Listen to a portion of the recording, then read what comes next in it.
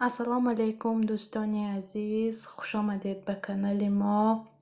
چون سلام که کردیم به شما سلامتی خواهان هستیم. امیدوارم که خوب و تنصیحت هستید. اگر از ما پرسید ما هم شکرانه خدا خوب هستیم. ولاگ امروزمون سر میکنیم با انمی خیل خانومه. من امروز کمتر خانومه کردم، خواستم کمتر به شما نوار کنم.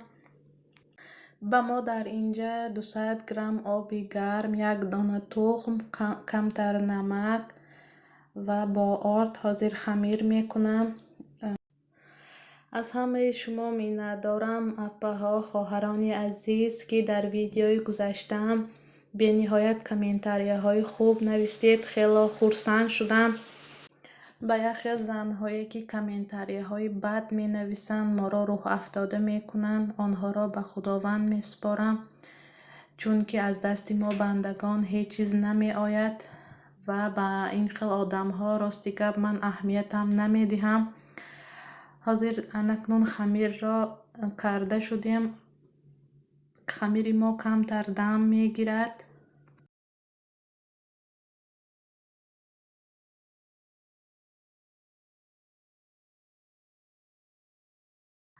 اکنون در اینجا با ما 400 گرم فرش، 200 گرم پیاز، باز در اینجا من روغنی گوسفند را ریزه کرده ایستادم چون که شوهرم به نهایت دوست می دارند.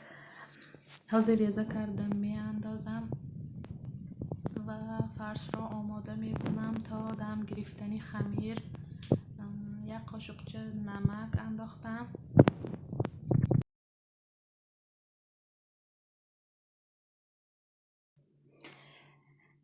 یک قاشقچه پریپرو همراه کردم. باز یک قاشقچه چارنی پرس همراه کردم. کمتر باشد پریپرو سرخ هم همراه کردم.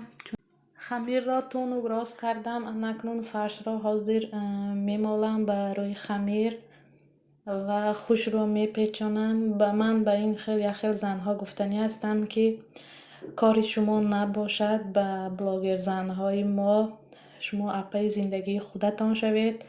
کاری شما نباشد که ما چیکار میکنیم، آیا میتونیم نمیتونیم، کاری شما نباشد. نخواهید تماشا نکنید، مجبوری نیست ویدیوهای ما را تماشا کردن.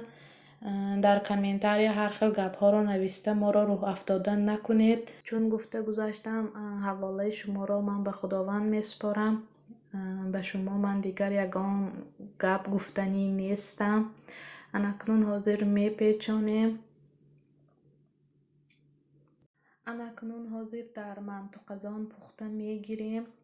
از همه شما یک بار دیگر منتدار هستم که ویدیوهای ما را تماشا میکنید، کامنتاری های خوب می نویسید، با ما هستید و با ما تا آخر انشالله میمانید. از همه شما یک بار دیگر منتدارم.